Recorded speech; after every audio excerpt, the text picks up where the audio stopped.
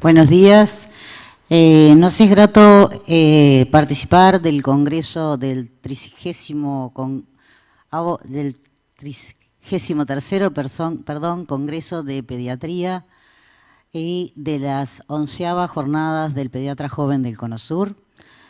Y nos es muy grato presentar a un disertante del primer nivel, como es el doctor Saúl Flores, procedente de Estados Unidos. El doctor Saúl Flores brinda atención en pacientes con cardiopatías congénitas y adquiridas que requieren atención crítica en el Texas Children's Hospital. Completó su capacitación en cardiología, cuidados críticos y cuidados críticos para el corazón en el Rainbow Baby of Children's Hospital y en el Centro Médico del Hospital Infantil de Cincinnati. Y es interesante señalar la investigación del doctor Flores, que se centra en comprender los mecanismos de respuesta al estrés después de la derivación cardiopulmonar para la cirugía cardíaca en niños, centrándose en la interacción entre el cortisol y la hormona tiroidea y sus receptores. Lo dejamos entonces con la disertación del doctor Saúl Flores. Muchas gracias.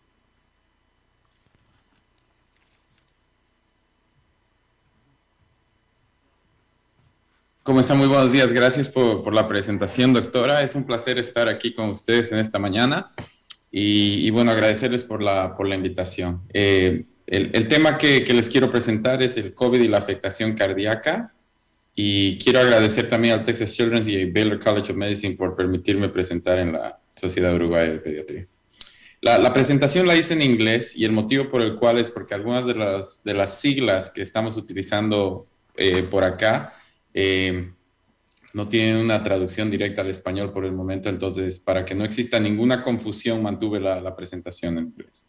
Los objetivos educativos de esta presentación van a ser identificar las complicaciones del PIMS o MIS-C, reconocer las indicaciones de la evaluación cardíaca con ultrasonido, y más o menos hacer un update de una puesta al día del COVID-19 en el paciente pediátrico. Me gusta hablar de este tema mostrando esta diapositiva. Esta es una plataforma que se puso disponible a principios de marzo del año pasado, utilizando información capturada por más de 150 hospitales pediátricos en los Estados Unidos. Y esta información proviene de las terapias intensivas, y como ustedes pueden ver en Norteamérica, los centros que estaban participando.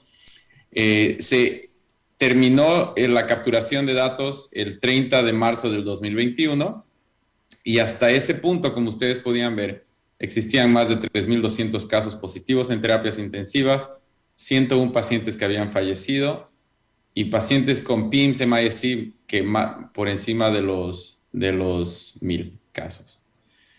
Esta siguiente diapositiva más o menos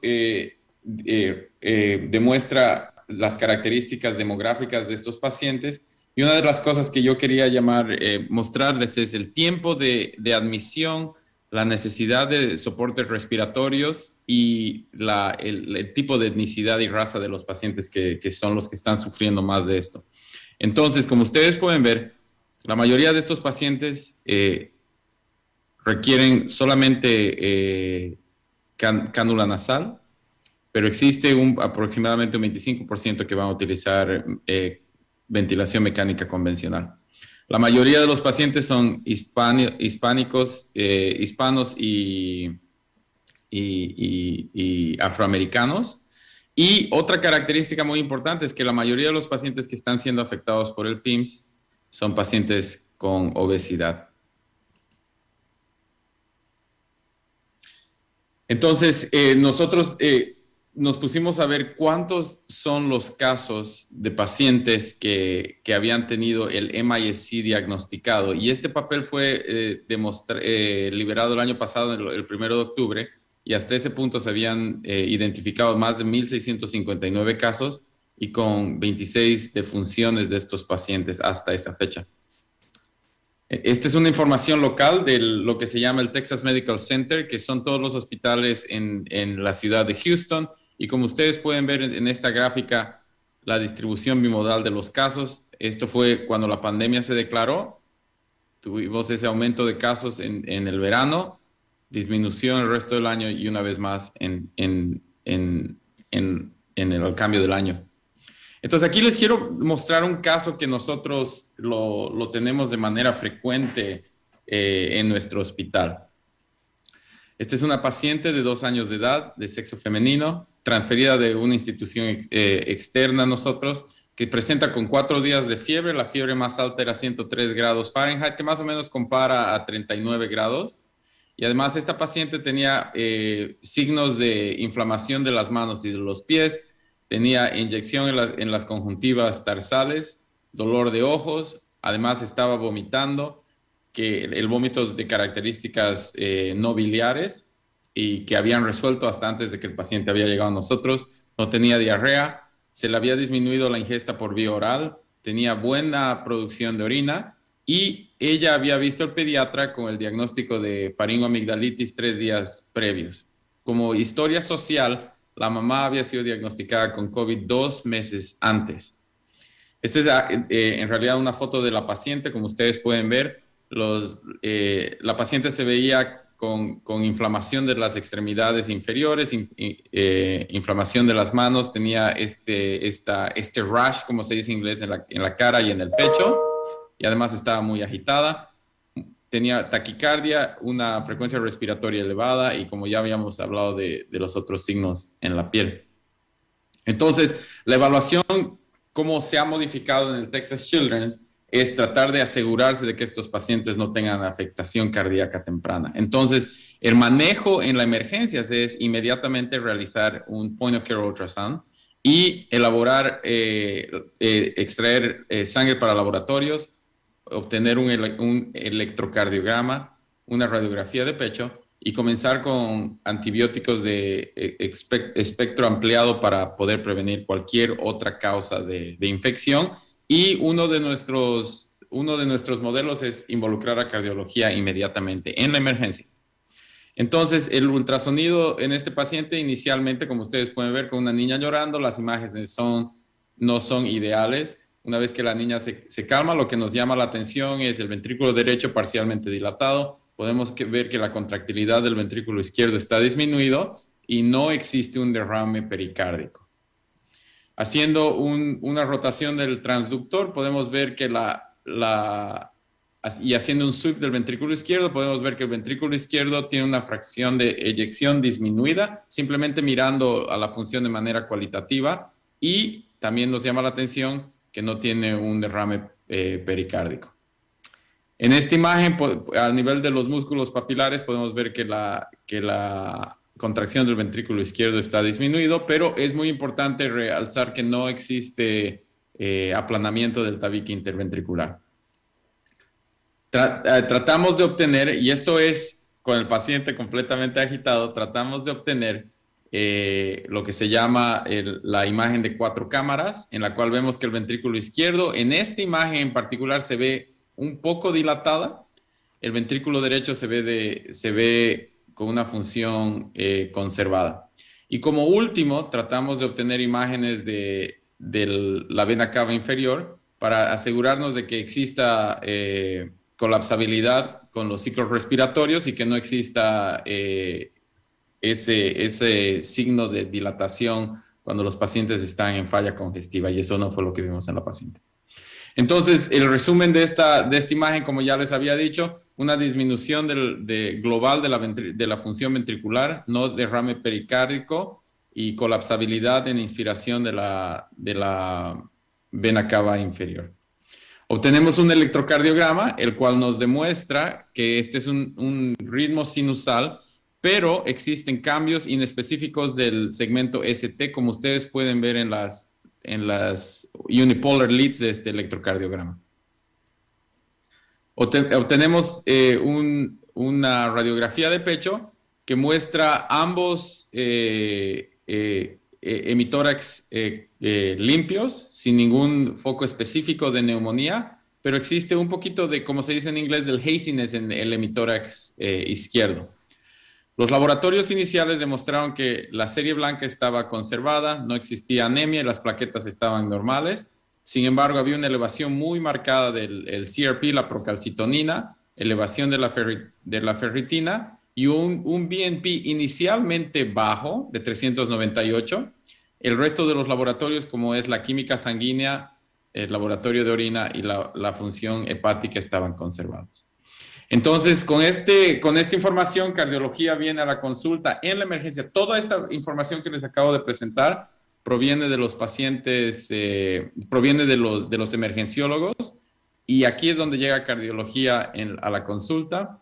Revisan las imágenes obtenidas en el point of care ultrasound, están de acuerdo con los hallazgos del equipo de emergencias y se decide la admisión de este paciente a la terapia intensiva cardíaca, con el plan específico de evaluar un ecocardiograma completo y hacer una consulta con reumatología para la iniciación inmediata de esteroides. En este caso es la metilprednisolona, su nombre comercial es Solumedrol.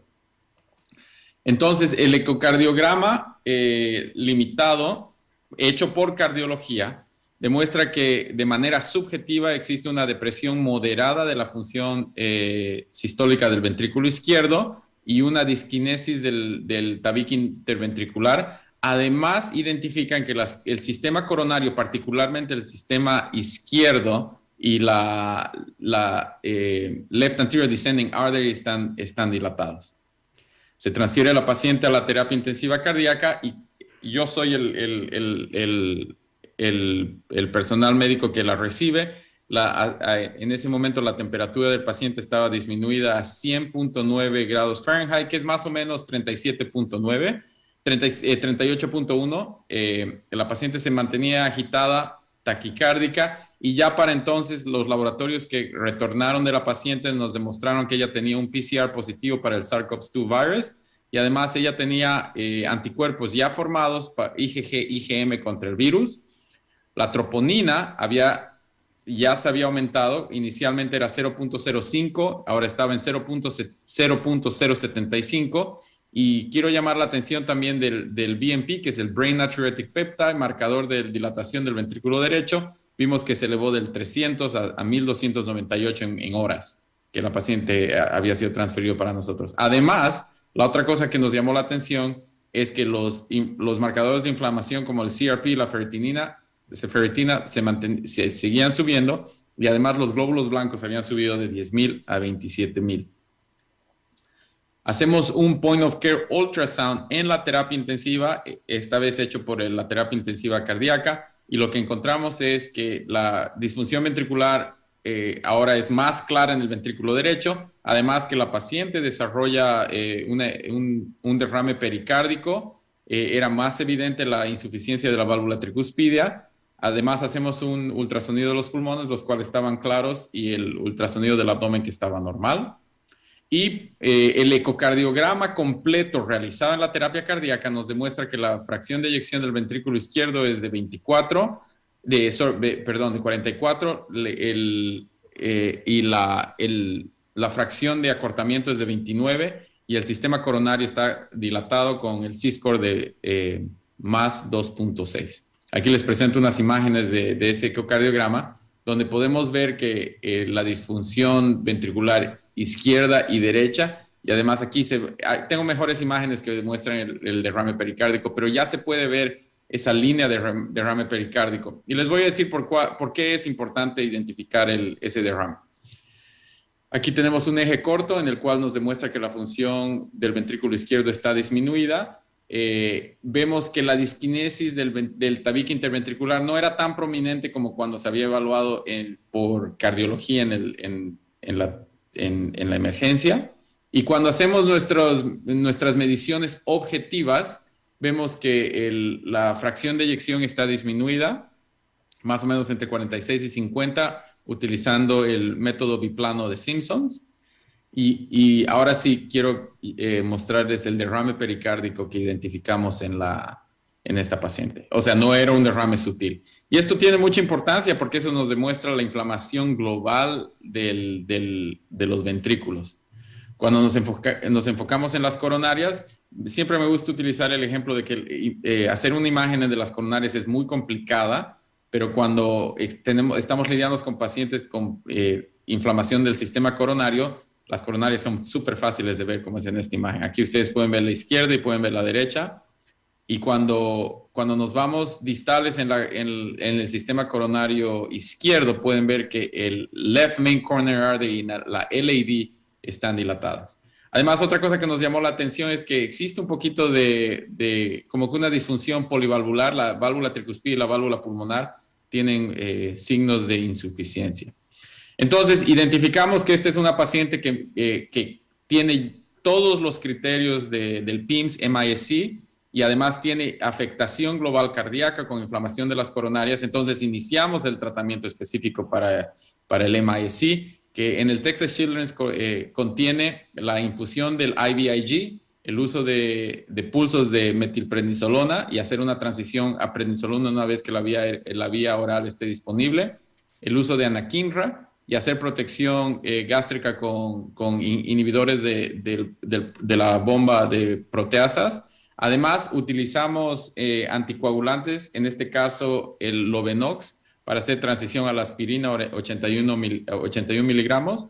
Y después de 4 días de admisión esta paciente, la troponina disminuyó de un pico de 0.075 y el BNP de un pico de casi 1500 a 0.029 y 77. Entonces, este es un paciente típico con MISC que viene en nuestra unidad, con afectación cardíaca moderada, pero que con la terapia específica se puede un poco controlar eso y los pacientes progresan y pueden ser admitidos. Entonces, aquí quería compartir algunas diapositivas como que la puesta al día del MISC. Lo que sabemos es que los pacientes más afectados tienen menos de 21 años de edad. Son esos pacientes mayores de los 5 a 7 años de edad y adolescentes que van a venir a nuestra terapia. Además, estos son pacientes que tienen que tener una exposición reciente al SARS-CoV-2 y tienen que tener serología positiva para los anticuerpos. Una de las características de estos pacientes es la fiebre. Además, que pueden tener problemas gastrointestinales y respiratorios. Y una de las características más importantes es la elevación significativa de esos marcadores de inflamación. Entonces, el American College of Rheumatology tiene los criterios específicos que son los que hemos cubierto en esta presentación, que además es muy importante poder tener esa historia de que el paciente fue expuesto al virus, inclusive si es de manera distante, como es en el caso del paciente que presentamos 2 meses atrás. Otra de las cosas muy importantes que a mí personalmente me llama la atención es cómo poder distinguir a estos pacientes con MISC y pacientes con Kawasaki disease. La realidad de las cosas es que no vamos a poder llegar a esa diferencia específica, ¿verdad? Sabemos que este tipo de virus va a dar un síndrome muy parecido al síndrome de Kawasaki, y lo más importante de ver es que la terapia es exactamente igual al manejo del paciente con Kawasaki. Es decir, una vez que ustedes tienen rash, fiebre, inflamación de las manos y los pies y afectación cardíaca, realmente no interesa saber cuál es el virus con el cual estamos lidiando. Actualmente estamos lidiando con el SARS-CoV-2 y eso inmediatamente tiene que generar la necesidad de hacer el tratamiento específico. La importancia del tratamiento específico es tratar de disminuir la afectación cardíaca y disminuir de alguna manera las posibilidades de la dilatación aneurismal de las coronarias. Entonces, la otra cosa que esta pandemia en pediatría ha resaltado es el uso del ultrasonido para poder guiar nuestro manejo. Si ustedes se ponen a pensar, antes cuando teníamos pacientes con Kawasaki causados por otros virus respiratorios, el ecocardiograma indicado por el libro rojo era inicialmente para asegurarnos de que el paciente no tenía una miocarditis, para asegurarnos que el paciente no tenía derrame pericárdico, y de ahí no se solicitaba un ecocardiograma hasta los 7 días después para ver que las coronarias no estén dilatadas.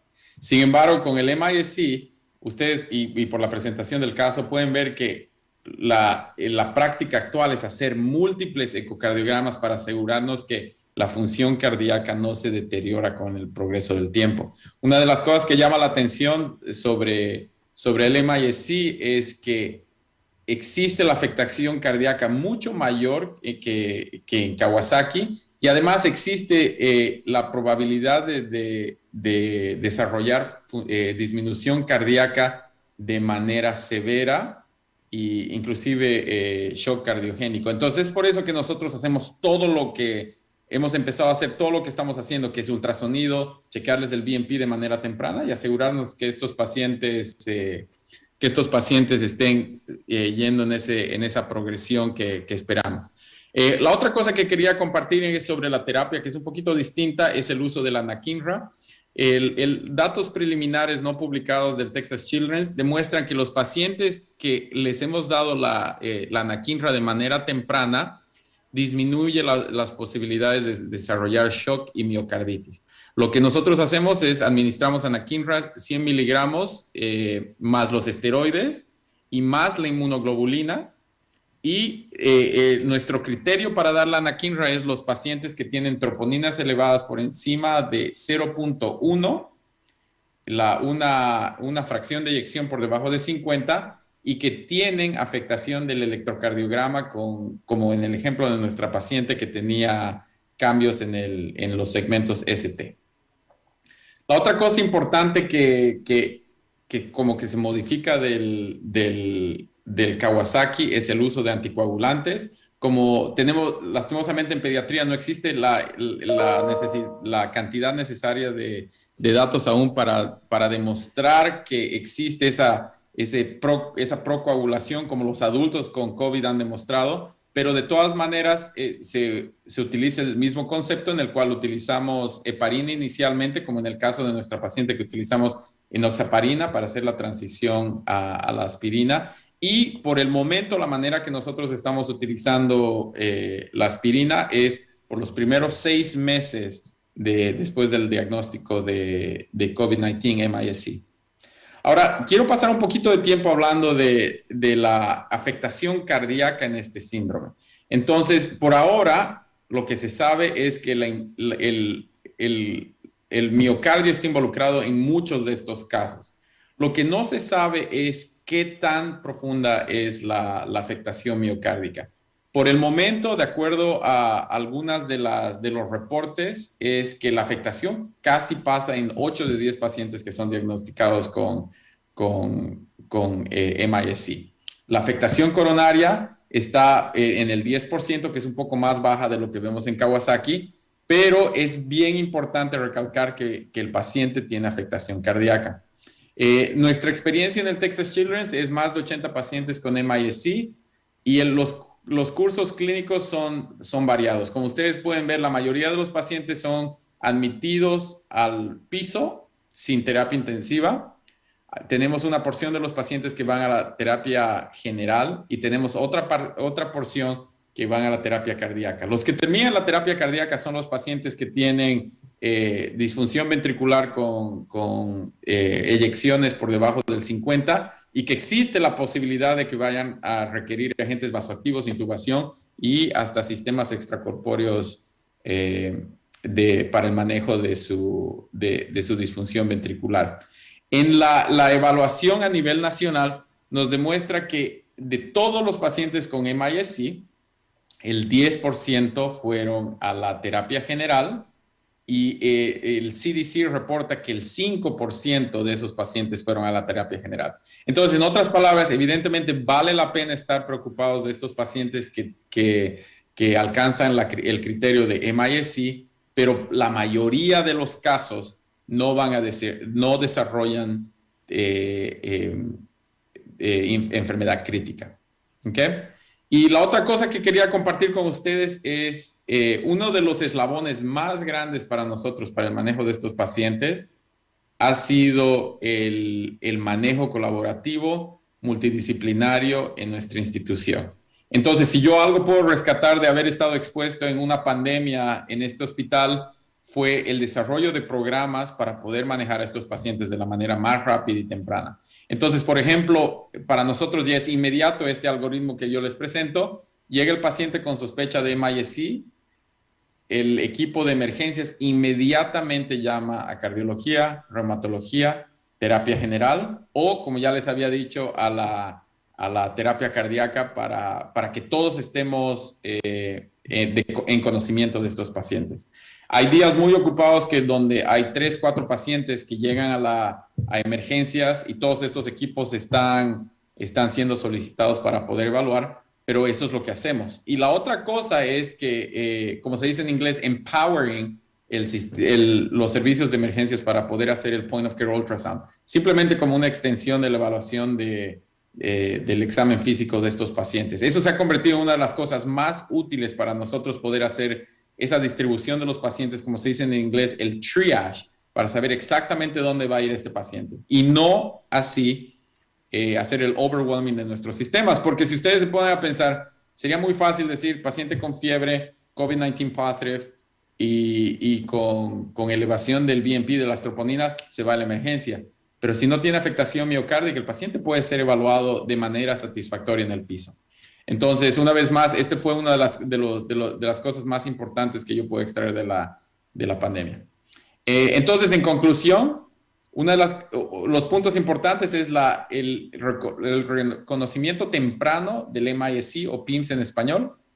Otra de las cosas son, al principio, no tratar de ser la persona que tiene que hacer esa diferencia entre el MIS-C y la enfermedad de Kawasaki, especialmente ahora que los virus del invierno están empezando a ocurrir a nuestro hospital. Ya tenemos muchos casos de RSV, todavía no hemos tenido ningún caso de influenza, pero todos esos virus pueden desarrollar la enfermedad de Kawasaki. Entonces, para el médico pediatra actual, no necesitamos hacer esa diferencia, sino tratar de ver si nuestros pacientes tienen afectación cardíaca y ver si tienen la probabilidad más alta del desarrollo de la disfunción cardíaca. Si ese es el caso, entonces iniciar la terapia específica para el MIS-C, que además de todo lo que incluye Kawasaki, tenemos hacer la anticoagulación y el manejo de la anakinra para disminuir la disfunción cardíaca.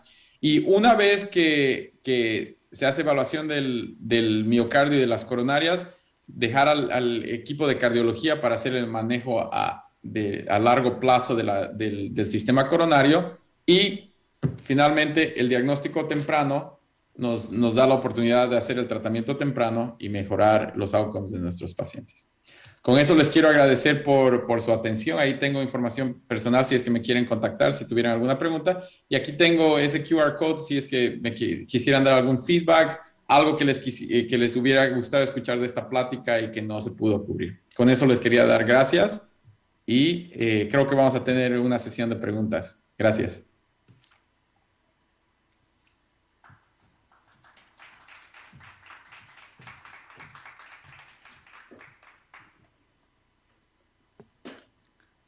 ¿Está habilitado esto? ¿Está habilitado? Pero no tengo la pregunta. ¿Dónde veo la pregunta?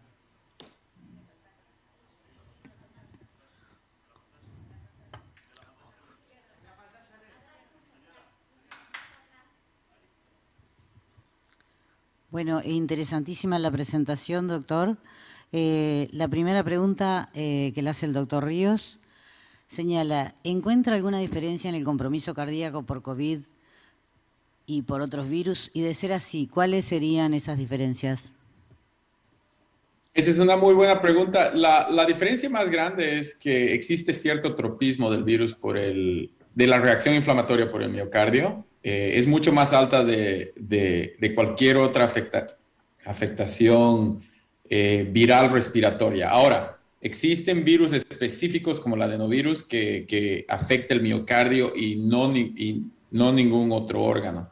Entonces, esas son las diferencias más grandes. Tenemos exposición al virus, serología positiva para el SARS-CoV-2 y la afectación miocárdica. Ahora, dentro de la afectación miocárdica, una de las cosas que hay que resaltar es el grado de disfunción ventricular, las enzimas y marcadores de disfunción ventricular y la afectación coronaria.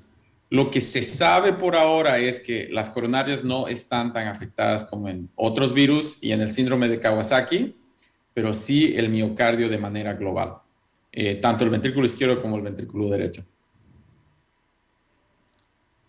Bueno, eso nos parece muy interesante, sin duda. Digo, cuando en la enfermedad de Kawasaki, una de de los grandes problemas que tenemos es la afectación de las coronarias más que el compromiso miocárdico, ¿no? Digo, eso sería una diferencia. Y una pregunta que yo le voy a hacer es, eh, bueno, acá nos surge otra, en caso de afectación coronaria, ¿cómo se siguen esos pacientes? Y si yo le agregaría si esa afectación coronaria se debe continuar el seguimiento igual que en el síndrome de Kawasaki. Sí, por ahora, esas son muy buenas preguntas y me encanta, o sea, me encanta que todos estamos haciendo esas preguntas. Esa es una pregunta que yo tengo. Por ahora lo que estamos haciendo es, porque todo esto es una novedad y vamos a tratar de desarrollar las guías de manejo de estos pacientes, lo que se está haciendo es un seguimiento persistente. O sea, antes de que el paciente llegue a la terapia cardíaca ya había tenido 3 ecocardiogramas. En la terapia cardíaca, este paciente recibía ecocardiogramas diarios. Ahora, a un nivel hospitalario y sistema salud pública, eso no es un plan estable. O sea, el costo-beneficio del manejo de esos pacientes no es una cosa que se pueda sostener y mantener.